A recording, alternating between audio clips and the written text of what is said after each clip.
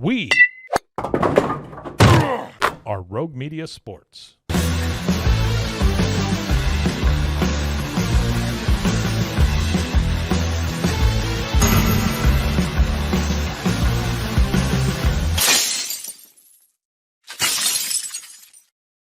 Hello, and welcome on into another episode of The Cam Show here on Rogue Media Sports Network. I'm your host, Cam Stewart. Zach Burke keeps us on the air 5 days a week. We're talking Boston sports. We're doing it every weekday at high noon Eastern time and then wherever you get your podcasts. And today, we have to start with the Red Sox. Is this a new low for this team? Shit, it better be. And is it time to really start thinking about firing the manager? The manager we all at one time loved, if not still love right now. Stephon Diggs is back, or is for the first time, at Patriots OTAs. Well, how about this little leak that the Patriots put out that would have allowed them to cut Stephon Diggs in the slimiest way possible? Plus, Brad Marchand, is the city behind him? And does he have a chance to turn around Boston's fortunes by winning the Stanley Cup for the Florida Panthers? The weird backwards story. All that and more coming up on this episode of The Cam Show. Of course, as the title promises, we will start with the Red Sox. Red Sox do it again. They just find ways to lose. They love losing baseball games. It's incredible. I mean, I've been told I have commitment issues, and I would love to have the commitment to anything that the Red Sox have to losing baseball games and innovating ways to lose baseball games. They're now 29-34, 5 games under 500. Half of those losses are made up by your league-leading 17 losses in one-run games. 6 and 17 in one-run games. Tip of the cap to the Boston area code, 617. That's your record in one-run games. And look, I say it a lot on the show. It's also kind of a baseball cliche almost. Like, you can separate the good teams from the great teams and the fluke teams from the good teams by their record in one-run games. There's a couple of different ways to look at it. But if you're looking at, like, after a season, one-hit wonders, usually it's teams that have great records in one-run games that fall the next year. The Red Sox are not ready to even be a good team because they're horrid in one-run games. And they finally win a series. They win a series in Atlanta over the weekend. And it's like, okay, Atlanta was playing some good baseball. You go and take them on the road. You get an awesome, start from Garrett Crochet, your ace, on Sunday. Maybe this is back. After a 5-game losing streak, you nut up and you win a series. And then you lose one to the fucking Angels, man.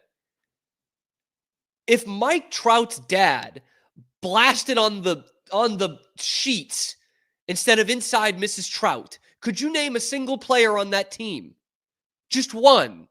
I would struggle. I'd really struggle to name one. And yet they've taken back-to-back, and they go for the sweep on Wednesday afternoon of the Red Sox in Fenway. That's embarrassing, man. It's got to be embarrassing. That has to be the word at some point here. They don't do anything well. Nothing. Like, they don't pitch well outside of Garrett Crochet. They don't have a reliable bullpen. Aroldis Chapman's been good. They don't run the bases well. They don't field well. They don't hit well. Shit, they don't even put the ball in play well. So when it's all bad, who do we turn to? In every other sport, it's the coach. In baseball, you have to look 5 different directions. But really, it's the manager. It's got to be the manager. When they can't win close baseball games, they don't do anything well. So then we turn to you, Alex Cora. What do you have to say after falling 5 games under 500 and haven't been able to string 2 wins together since late April? What do you have to say for yourself, Alex Cora? How much are these close losses, eating at you and frustrating you? I mean, we keep making the same mistakes. We're not getting better. At one point, it has to be on me, I guess, right? I'm the manager, so I got to keep pushing them to be better. They're not getting better. They're not. We keep making the same mistakes. I'll be very honest about it, very open about it.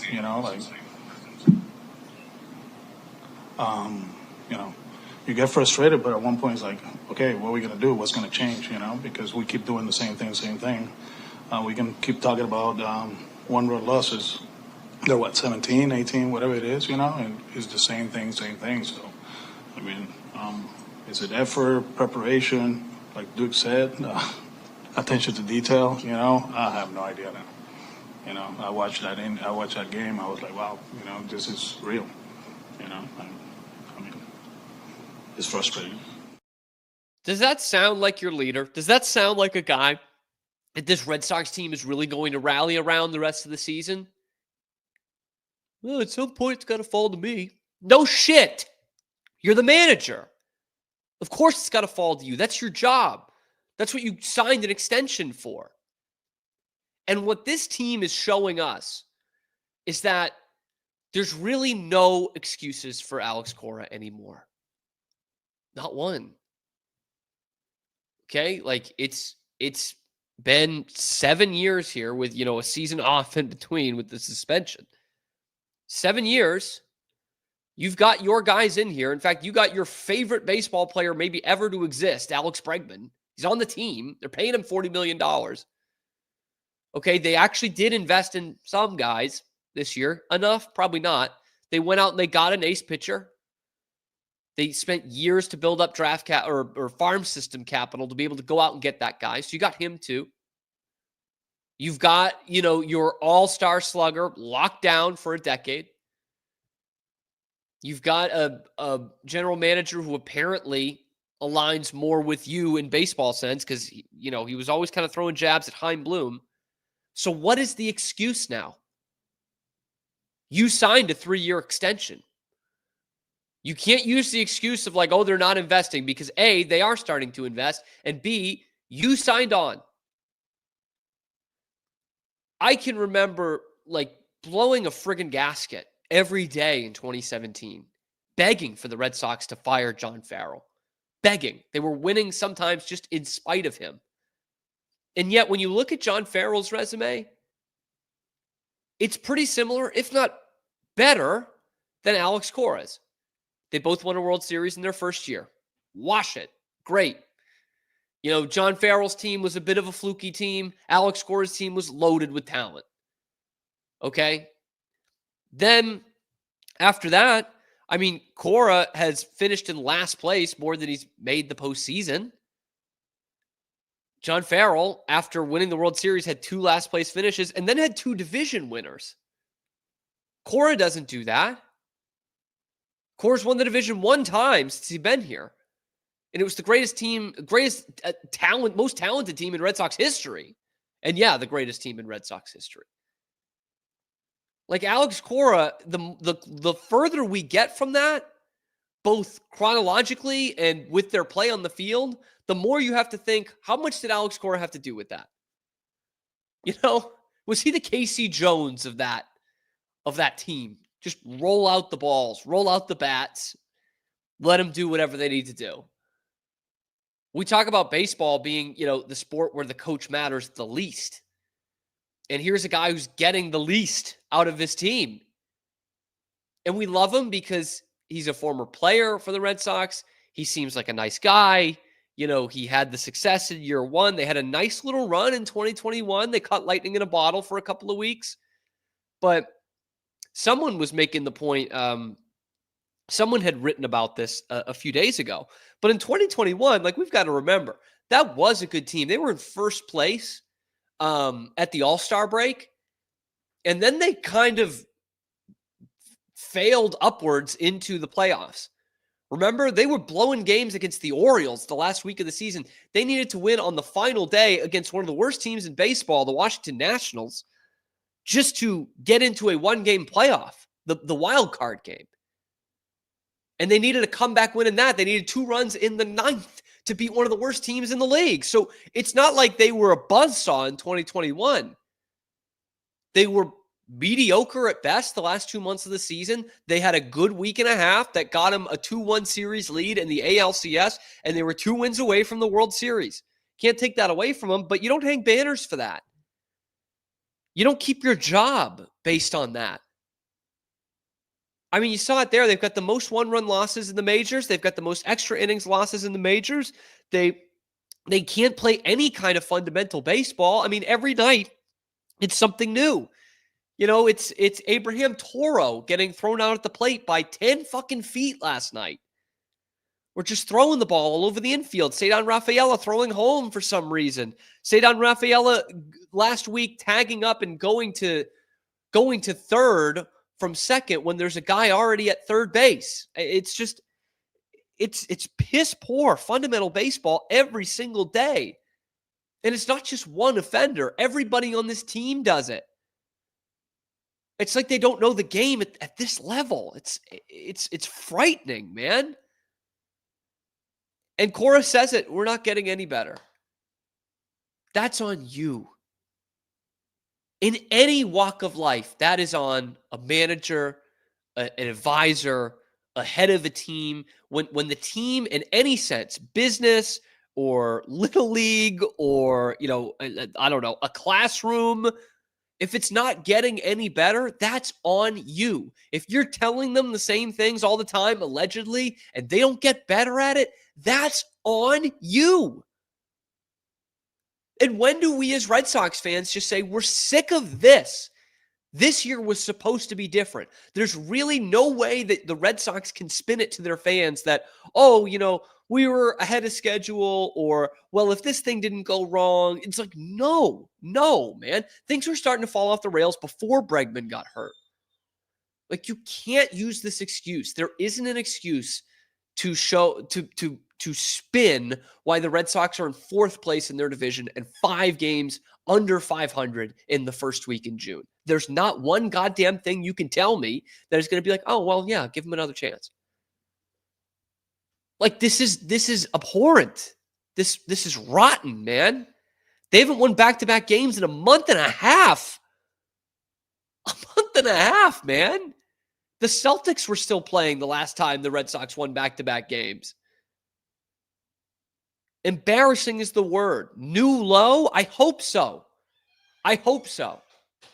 Because after that piss poor bottom of the ninth, the Red Sox rolled out with a chance to win the game last night. My dad texted me. My dad watches every game. He's sick of this team.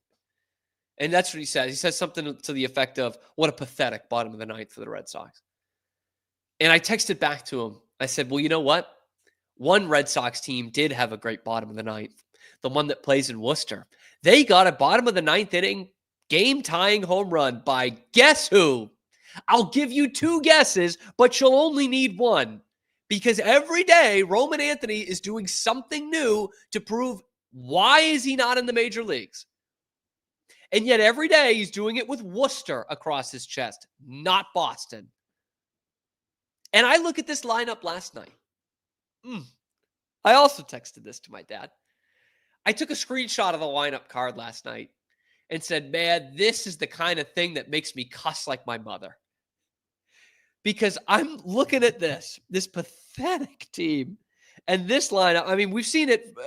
It's been coming to this. Let's just say that, because they rolled out some pretty pathetic lineups last week too. But let's just name you the top 6 here. Jarren Duran, followed by Rafi Devers. That's what you expected this season. That's a good, very good start to the lineup for the most part. Then your 3 through 7. Rob Refsnyder, Romy Gonzalez, Abraham Toro, Trevor Story. 3 through 6. That's your 3 through 6. Rob Refsnyder, Romy Gonzalez, Abraham Toro, and Trevor Story. That is the 3 through 6 in the lineup that we can't get the number 1 prospect in baseball to play in every day.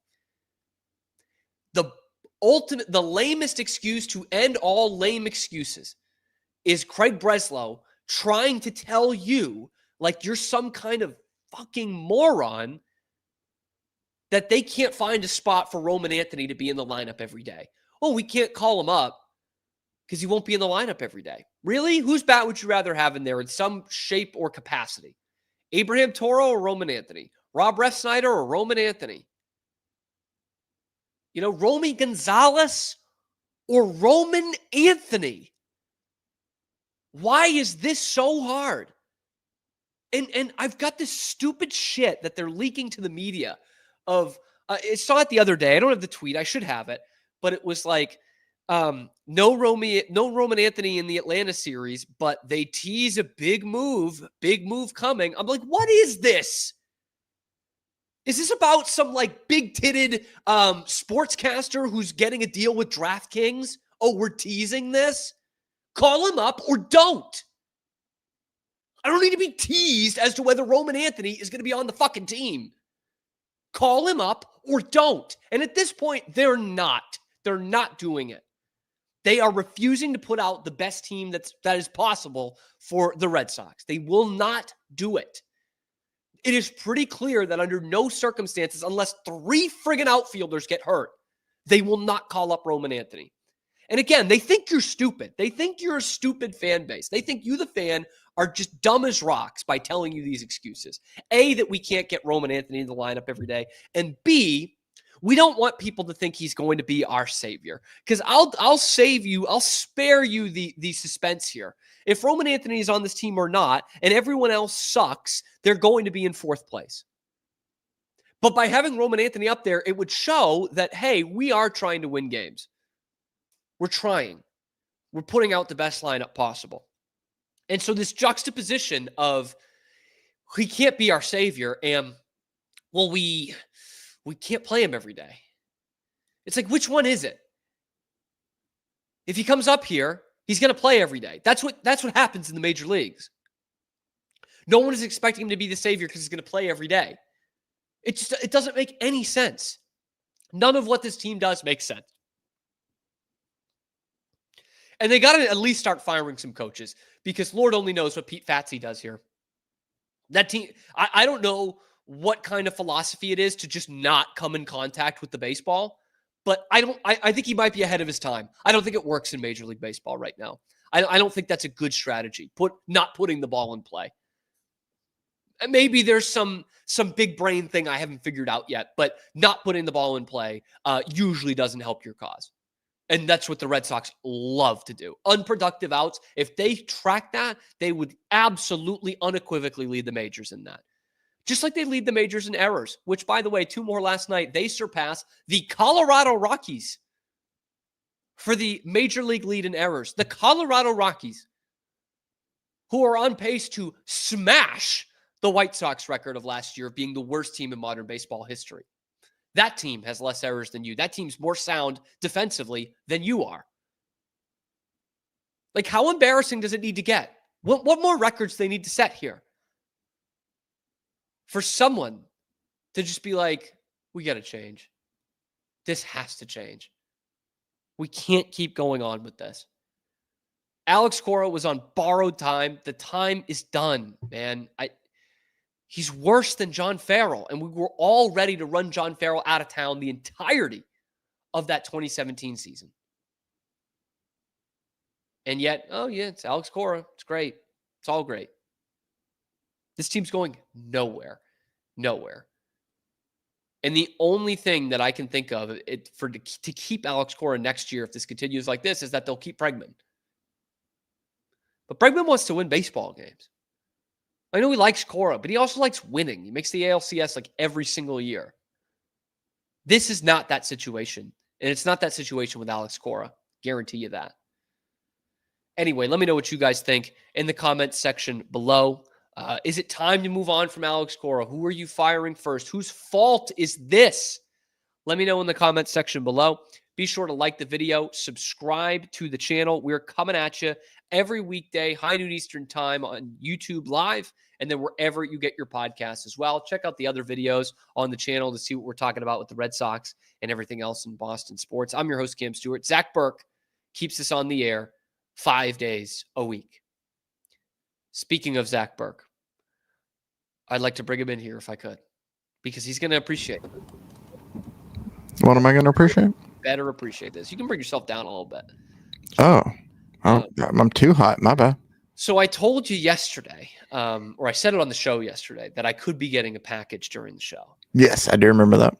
I didn't. It came afterwards, but I have a feeling that you know roughly what it was. I have an inkling of something that it might be. It's usually a jersey, right? Yeah. I've got about like 40 of these things, these hockey jerseys. It's a robust collection All at right. this point. We have had that on the show before, where I've gone down, got a package, brought it up, and reviewed. It is. That was awesome. Actually, It's great, was live, man. yeah. It was a good lot. It was a last segment of the day kind of thing. But I have been waiting for this jersey, Zach, Oh. at the right price. It's been available Oh, at the okay, right okay. price for over 10 years. Oh. Like the hold first on. time I Hold saw on. this jersey, I was like, I love this. Let me see. Almost Let's see if I've 15 been paying inches, probably a attention to dozen here. this. So then, can I take some guesses? Yeah, I don't know if I've mentioned it though. Oh. It's not like okay. it's not even like a wacky third jersey or anything. It's just then never mind. It's a vintage jersey. I thought it was gonna be you told that story once about the Bruins jersey that you wish you would have gotten as a kid. You wish you would have gotten the one. What was it? It wasn't the yellow one. Was it the black one? You got the white one instead. Damn it! Now I'm mixing stories up. It's probably the Pooh Bear one, the yellow I think Pooh so, Bear yeah, one. But I yeah. have the white reverse retro one. Yes. Which I can get the yellow one at some point. It's just Okay. I gotta wait. It's expensive. I don't know. I was thinking of something like that. Yes, yeah, that's probably it. Is it Boston related? It's not. It's actually not at all. But it's a hockey jersey. Yeah. Yeah. Is it Team U? Like, is it a Team USA jersey? No. It's another NHL. Oh, I lost you for a little bit. I lost you.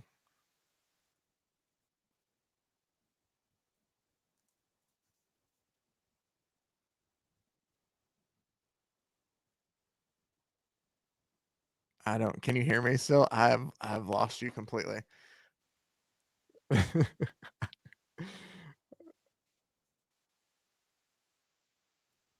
Yeah, no. Can you hear me? There you go. I got you now. No. My girlfriend's AirPods, they only connect to my devices, and it's really fucking annoying. And that's a different thing for a different day. But here we go. Finally, without further ado. All right, what we got? Oh, okay. Look at that puppy. Okay, that is nice. Well, That LA is Kings, really nice. 1988-89. I was about to ask the year. Oh, that is nice. With the Make sure we get the whole thing in there. Yeah. Oh, yeah. Here, let me get out of here. I want to give that. Yeah, Oh, yeah. Look at that. Huh? that is nice. That is unbelievable. One more time. Chevy logo on the front. I really like that. Little 99. This is, by the way, it might not. I don't like to rank my jerseys. They're like children. Yeah. But this is the most finely tooled jersey I've ever received. Really? Like, let's look at that. Look at that hand. Oh, look stitch at the on there. stitching. Yeah. On the CCM style jersey, which to me are the absolute best. Look at that precision. And it came from Canada, a seller in Canada in Winnipeg. And it was the best packaged jersey I've ever gotten. From an eBay guy. It's not like it's coming from Fanatics or anything. They folded it perfectly. They know how to fold a hockey jersey. And it is just impeccable. Dude, it is so beautiful, man. So why the 89.90? So, okay. So I'm glad you asked this.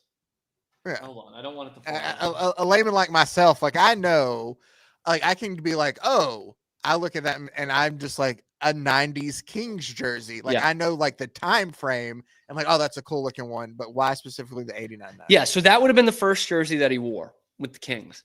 And so when he got introduced as like one of the biggest trades of all time, that's the jersey he's wearing. And what I liked about it, and I remember from the first time I saw it, what I really loved is that, I'll pull it up one more time, is the silver on the white. I always thought that looked really good. Obviously, with a little black trim in here. And in the early 90s, so when they make the final in 93 against Montreal, this becomes black, which also looks great. Like, it looks fine. It's black with a silver trim, but I always really loved the silver on white. It looks nice. It looks really nice. And so, like, the black one would have been good, but as well. But I really like that white look to it. That's awesome. And by the way, I have two Oilers jerseys. I really like the Oilers and I like their jerseys. But when it came to the Gretzky one, this is my first Gretzky jersey. I was about to ask if one of them was a Gretzky. I was like, for me, it was always that Kings one. So then who were the Oilers jerseys you have? I have a blank one and I have a Connor McDavid one. Oh, okay. Yeah.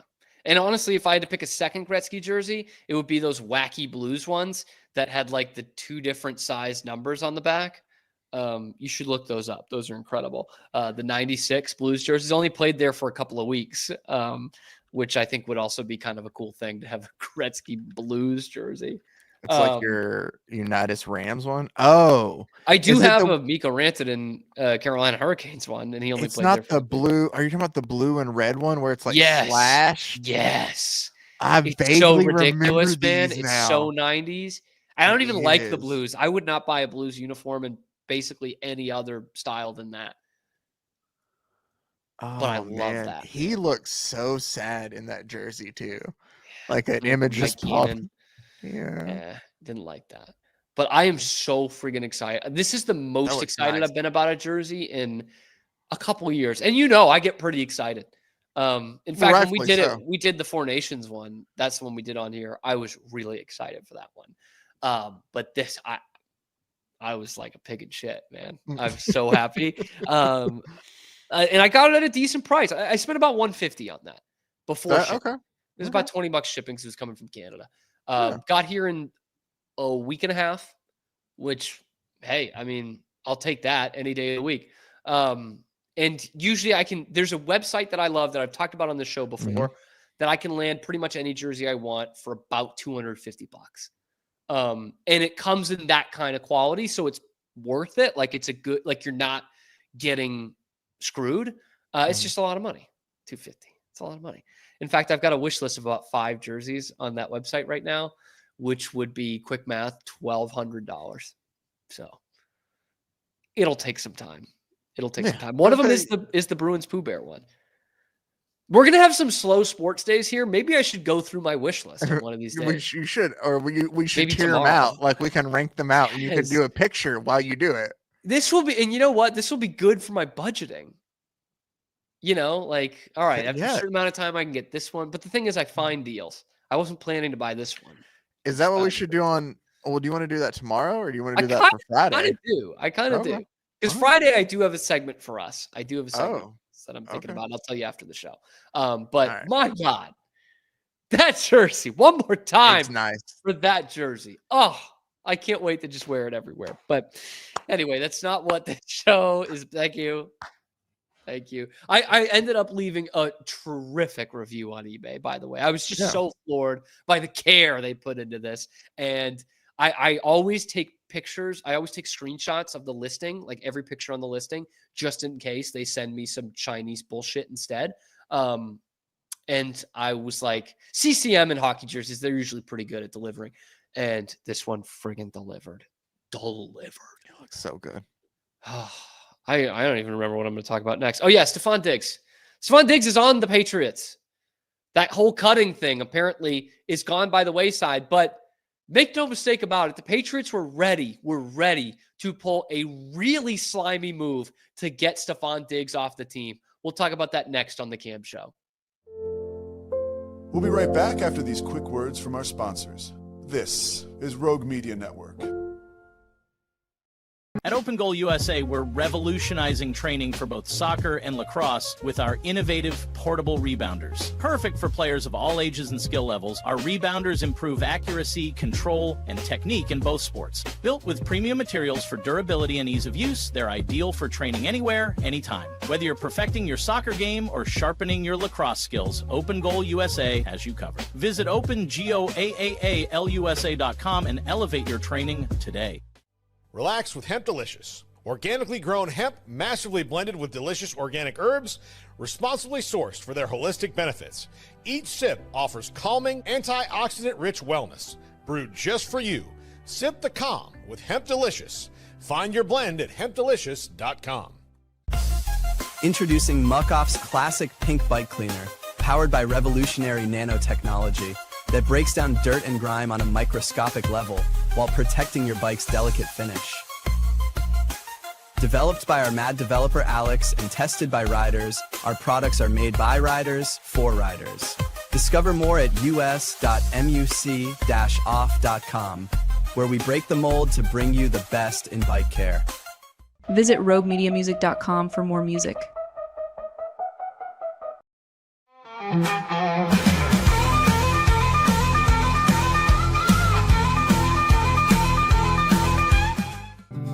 Are you ready to take control of your health? At 4U Health, we believe wellness and lab testing should be accessible, inclusive, and yes, fun. With our tech-powered at-home lab test, you save time and money while feeling your best. Say goodbye to long waits and office visits. Check your health on your own terms with 4U Health. Visit 4uhealth.com today and free yourself from traditional medicine. That's the number 4uhealth.com. And now, back to our show. Before we get into the Stephon Diggs stuff on the Cam show, there's kind of big news. We've been following the Bruins coaching search quite a bit on this show. Elliot Friedman, just about 15 minutes ago, there's word today that momentum is growing for Dan Muse to become the next head coach of the Pittsburgh Penguins, which is huge. That means the Bruins will have the only head coaching vacancy left in the league, which could end up being a good thing, again, if Pete DeBoer is fired. They'll be bidding against nobody. And Pete DeBoer might still say no. Ha! How great would that be? Anyway, we move on. We talked about one of the greatest jerseys I've ever gotten. We also talked about the Red Sox being a huge embarrassment. Speaking of embarrassment, the Patriots were very close to embarrassing themselves this week, and I guess still might. So the word was at the end of last week that Stephon Diggs could be cut from the Patriots with this whole pink cocaine on a boat video that came out. There was all this talk, and we talked about it on this show quite a bit. You know, Mike Vrabel coming in, trying to change the culture. And here's the kind of the first thing that his new big free agent signing does is getting caught on this boat with, you know, scantily clad women taking pink cocaine from him and calling him daddy. It wasn't a good look. Wasn't a good look. He's back at OTAs now. Tommy Curran said he had an astounding OTAs practice. Let's just say, I mean, they're not in pads yet.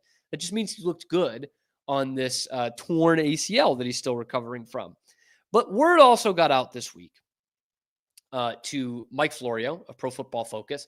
This clearly came from the Patriots to look at Stephon Diggs' contract, and that there is a clause in the contract that they can cut him without penalty if he doesn't pass a physical.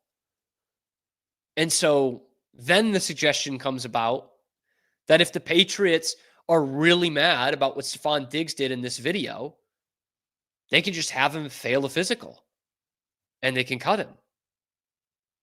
And I genuinely couldn't believe it when this news came out. And Florio was talking about it. He's still talking about it. He still says it's still up in the air. Like, that would be such a horrific franchise move for the Patriots. Not just in the right now of Stephon Diggs is your number one receiver, a legit former all-pro receiver for a team that's had the worst wide receiver room 3 of the last 5 years in the entire National Football League. And you have a young quarterback who really needs a number one guy. Beyond that, could you imagine if the Patriots actually did that? You're having a whale of a time getting people to come and play here anyway. You know, Foxborough, it's in the middle of nowhere. It's really cold. You don't get any tax breaks, and the team isn't good. The team doesn't win anymore. This is pre-2000s Patriots in terms of attracting free agents. And if you had a guy like Stephon Diggs with what he's accomplished in this league and the respect he's earned in this league, and you cut him because of a faux failed physical, because you didn't have the balls to cut him over this video, nobody in their right goddamn mind would ever sign here. Ever. Are you kidding? Any agent would be telling their client, they're going to jerk you around. They're going to find a way to not pay you. They're going to find a way to get you out of this contract. Look at what they did to Stephon Diggs. It would be crazy. And it's crazy that Florio's still running with it. But again, this is clearly coming from the Patriots. Somebody's tipping him off. Somebody's telling him, look at the contract. Look at page X of the contract that they gave Stephon Diggs, where it says in here they can cut him if he fails the physical. How Bush League bullshit would that be? I wouldn't put it past the Patriots at this point. I really wouldn't, just as an organization. I think Vrabel's more of a stand-up guy, but just as an organization, wouldn't really put it past them. But now he's out there, and he's looking great, looking astounding in OTAs. He's really driving that knee into the ground. He's looking nimble. He's looking good in these practices. Like, at no point now can you say, yeah, he failed the physical. Which could happen, right? But there's just no way. Because agents will be looking at that video and showing it to their clients, saying, look at Stephon Diggs at this practice. The Patriots deemed him, not healthy enough to play so that they wouldn't pay him this money. You smell the fishiness around here. And Stephon Diggs would have a grievance filed with the league and the Players Association if they could show that video and say, they deemed me not able to play. Look at this. And I know it's OTAs. It's not real football, but that's just how the world works. And I can't believe the Patriots even thought about that, because clearly somebody did, to tell Mike Florio. It's bullshit, man. And again, I said this the other day. It's like, first off, they can't cut him because of what he means for this team in a pretty important year, an important rebuild here. We've been over that. He's a legit number one receiver still in this league, even though he's coming off a major injury. For a team that has not had a legit number one receiver in a long time, for a young quarterback who really turned a lot of heads last year and is ready to take that next step, he needs a guy like this. So not just for that reason can you not cut him. But the other reason, which I talked about this week, is there's not enough there to cut him. In the real world, there's not enough there. He's got this bag, weird substance. We still don't know what it is. Like, we're all adults, okay? It's drugs, right? We know that, really, but we don't actually know that. And we don't see him taking it. We have no idea whether Stephon Diggs took those drugs. We have no idea if Stephon Diggs is peddling drugs. Like, we don't know. Right? It's stupid that he got recorded, but right there, he does nothing that breaks the law, I don't think. And he's doing nothing that is, well, maybe, but he's doing nothing that's breaking like honor codes. He's not doing anything. And I use the example, like, if you live in a small town and one of the high school teachers or the high school principal, someone who a lot of people in the community know, gets a DUI, and we see, dash cam footage of him trying to walk a straight line, and it's embarrassing, and it gets all over the Facebook pages, he doesn't get fired for that. It's a bad look, but you don't get fired for that in the real world. Stephon Diggs shouldn't be cut for that video. And he certainly shouldn't be cut because he, quote unquote, failed a physical, because you didn't have the balls to cut him because of that video. Is it a bad look? Sure it is. I don't want my guys who are supposed to be leaders on this team handing out pink cocaine to these women on a boat on Memorial Day weekend. I don't want that either. I'd rather him be at OTAs, which he is now. But you can't fire the guy over it. Can't cut him over that. And don't give me some bullshit reason that he failed a physical, because we can all see that video. Even though it's in no pads and they're wearing shorts, you can see the guy's healthy. In fact, people are astounded, amazed at how good he looks. 7 months, not even 5 months after, I'm not doing the math right. 7 months. 7 months after tearing his ACL. Almost 8 months. He shouldn't be looking that good yet, but he does.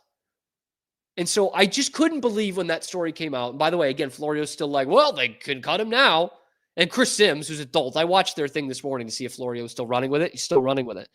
And Chris Sims is like, well, he practiced. Can you say he failed a physical if he's practicing? Wouldn't you have him take the physical before going to OTAs? Chris Sims, worst person you know, makes a good point. it would be so beneath any franchise to do something like that. And it would be a horrible, horrible look for the Patriots if that's what they did. But Stephon Diggs is on the practice field. He's wearing the number 8. He's on the team. As well he should be. But no more of that bullshit. And also catch the football. Be a number 1 receiver again. Let me know what you guys think down in the comment section below. Be sure to like the video, subscribe to the channel. We are on the path towards 4,000 subscribers. We're burning down that road, truly. We need your help. So get involved in the comment section, like, subscribe. Check out the other videos going out on the channel every single day. We're here live on YouTube every weekday, 9 noon Eastern time, and then wherever you get your podcasts as well. I'm Cam Stewart. Zach Burke keeps us on the air 5 days a week. Coming up, we've already asked the question, are you rooting for Brad Marchand? But what we need to really ask the question is, can Brad Marchand really help the city of Boston by winning the Stanley Cup this year with the Florida Panthers? Let's attack that next on The Cam Show. We'll be right back after these quick words from our sponsors. This is Rogue Media Network. BizChair.com, your one-stop shop for premium commercial furniture that blends quality with affordability. From ergonomic office chairs to durable restaurant seating, we cater to diverse industries including corporate, medical, hospitality, and education. With over 20 years of experience, we offer fast shipping, exceptional customer support, and furniture solutions that stand up to high-traffic environment. Elevate your space with BizChair's vast selection of stylish, reliable, and cost-effective furniture. Visit us today at BizChair.com to transform your business. At Mitzi, we believe the right light can transform any space. Born from a third-generation lighting family, we craft beautifully designed, premium lighting that's made to be affordable. Inspired by Grandma Mitzi's eclectic style, we're on a mission to make high-quality lighting accessible to all. Whether you're updating your space or adding a unique fixture, Mitzi has the perfect design for you. Beautiful, well-made lighting without the high price tag. Discover your perfect light at Mitzi.com. That's MITZI.com. Mitzi. Founded in 1910, Samsonite is the world leader in durable, high-quality luggage and travel accessories. Made to the highest standards, our products won't let you down. We give you the confidence to get out there and explore. Inspired by the past, devoted to the present, and built to inspire a multi-generational future, Samsonite is here to elevate your journey. Travel with Samsonite and pack confidence every step of the way. Shop now at shop.samsonite.com. The grinder mentality that Randy and Brent Habert built into 44 Pro runs deep within our team. Every member shares a passion for the craft, the game, and most importantly, the player. When you step onto the field with a 44 Pro custom glove, you'll feel the difference. It's not just a glove, it's a 44 Pro. Crafted with dedication, made for performance, and built to last. Get your custom glove today at 44pro.com and experience the 44 Pro difference. That's 44pro.com, 44 Pro. And now, back to our show. As we roll back on the Cam Show, last segment of the day, I do want to read from a great source, Bees Memes, Bruins memes, on Twitter. I, for one, am shocked the Boston Bruins, with their history of how well they treat their coaches, have yet to solidify a coaching hire. They are now the last ones on the clock to go and see if they can find someone who can lead this team. But I think what the Bruins are really going to be focused on this week is, the guys they don't have anymore. Brad Marchand is playing for the Florida Panthers and playing for the Stanley Cup as it starts tonight, Wednesday night, Panthers and Oilers. And we did a segment last week. Check out the video if you haven't seen it. I'll link it in the description, of whether Bruins fans should be rooting for Brad Marchand, because I would love to see Brad win another Stanley Cup. I think he deserves to. But I hate the Panthers. I legitimately hate them. Why? I find it, I have a tough time rooting for them. And it feels like it's kind of been splitting the fan base on that. So Bruins fans, do you actually want to see Brad Marchand win the Stanley Cup with the Panthers? I kind of don't. I mean, I would like to see him do it, but I don't want to see the Panthers do it. Apparently, somebody in Boston is all aboard Brad Marchand winning another Stanley Cup, because this was seen today in the city of Boston. Oh, guys, I don't like this. This is the Edward Everett Hale statue in the Public Garden in Boston wearing a Brad Marchand jersey as his Florida Panthers set to do battle with the Edmonton Oilers for the Stanley Cup. It reeks, man. It's not what you want to see. And people have been comparing it to Ray Bourque going to the Colorado Avalanche back in 2000 and winning the Stanley Cup in 2001. Everyone in New England was pulling for the Avalanche. It was a big deal. Obviously, the Bruins were shit. Bourque had never won it. It became kind of a thing around Boston sports fandom to root for the Avalanche that year. This is not the same. Brad Marchand has won a Stanley Cup with your team. It's not as embarrassing, but that is embarrassing, seeing that statue out there. And I really don't want to see the Panthers win another Stanley Cup. But Ray Bourque reminded Julian Edelman of exactly what happened to Boston after Ray Bourque felt he had embarrassed the Bruins a bit. So maybe this is a good thing. Calls me, says the mayor's office just called me asking if you'd be willing to bring the cup back to Boston. They want to celebrate you at City Hall. I said, I can't do that. I don't want to embarrass the Bruins. He says, what about if the Bruins sign off on it? So Mike O'Connell's the general manager. So he calls Mike and says, Ray's been asked if he could come back and they want to do something for him at City Hall. He says, yeah, we have no problems with that. So then I come back with the cup, City Hall, 10,000 people are there. It was like crazy. What happened after that? The Patriots win in New Orleans. And then from that point on, Pats win 2 out of 3. The curse is broken with the Sox. The Celtics win. The Bruins win. The Patriots keep winning. The Red Sox win again. It all started after the Cup came back to Boston. Let's go. Okay. So maybe there is some incentive to root for Brad Marchand. Now, if we take it back to 2001, Boston was really hurting as a sports town, right? The Red Sox had some competitive teams at the end of the 90s, but obviously they were curse-ridden. The Patriots came out of nowhere a few months later in 01, but they were nothing. They were a 5-11 team the year before. And the Celtics and the Bruins stunk, like really stunk. This was Patino for the Celtics and to the point where you're trading Ray Bourque so that he can actually go and win something. Boston's not in that right now. They just won the NBA title last year, but let's look at next year. All the teams are going to suck next year. Like, I hope the Patriots take a nice step, but we can't bank on that. We just can't. They're coming off 8 wins in the last 2 seasons. The Bruins are going to suck. The Celtics are going to suck without Jason Tatum. And the Red Sox are hapless. So maybe the setting is a little bit similar. Because I'll tell you, if Brad Marchand did come back with the Stanley Cup, because he's taken it home before, he's already won it, why not take it back to Boston, his other home? There would be a huge fan support of it. Like, because by the time Ray Bourque had won it, it had been 30 years since the Bruins had done it. And obviously it hasn't been that long, but it has been a young generation of Bruins fans that have not seen it, right? It's half the amount of time that it was when Bourque won it. It's been 15 years, but that is a long time for young fans. You know, I was a kid when they won it. So there would be like a big party, like Bruins fans would show up if that happened. But there's absolutely no chance. No chance. Don Sweeney signs off on that. Don Sweeney, who had to trade Brad Marchand because A, he couldn't find an extension for him, and B, he couldn't build a roster around Brad Marchand that was good enough that he didn't have to trade his captain. And they, again, won it. He's going to win it with a team that this fan base really doesn't like right now. So I doubt it, but man, if Brad Marchand did that without the express written consent of the Boston Bruins, I couldn't help but have respect for that.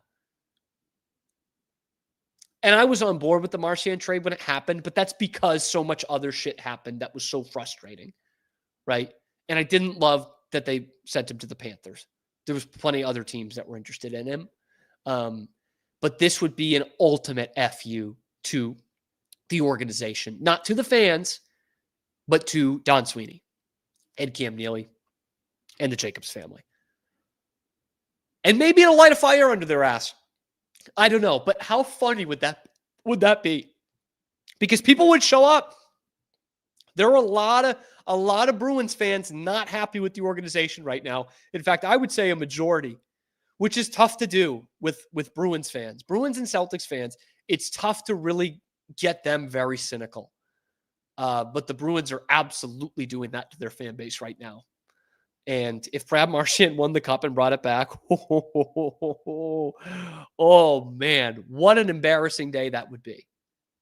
But it could be one of those that it's just embarrassing enough that it lights a fire under them.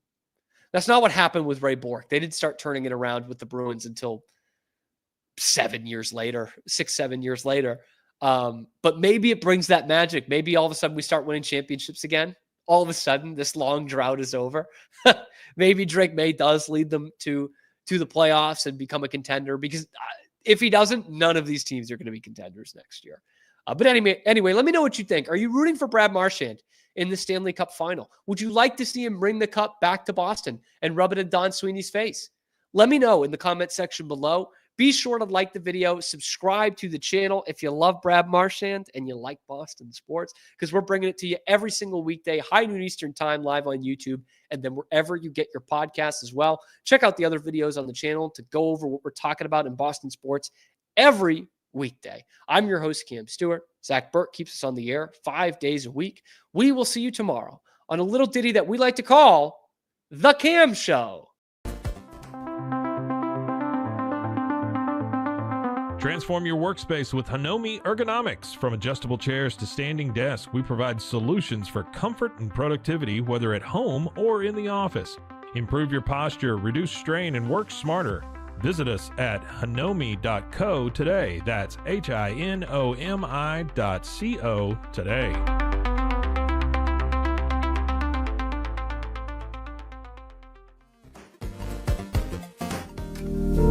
Experience the future of secure private cloud storage with Internex. Protect your files with end-to-end encryption, ensuring your data stays private and accessible only to you. Enjoy seamless, fast storage without compromising security. Visit Internex.com today and take control of your digital life. That's INTERNXT.com today.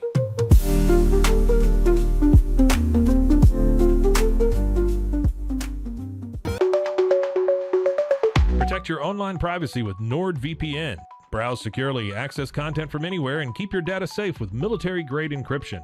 Whether at home or on the go, NordVPN ensures your digital freedom.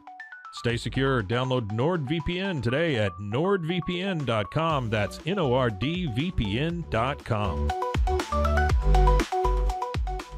Tusains, we understand that maintaining a healthy lifestyle can be challenging, especially in today's fast-paced world. That's why our mission is to make fitness accessible to everyone, anywhere. Committed to excellence, we adopt a user-centric approach guided by ergonomics and medical science. With a team of seasoned professionals in R&D, design, and manufacturing, we prioritize quality across our entire product line. Visit Tusains.com today and start your journey to better health. That's TOUSAINS.com.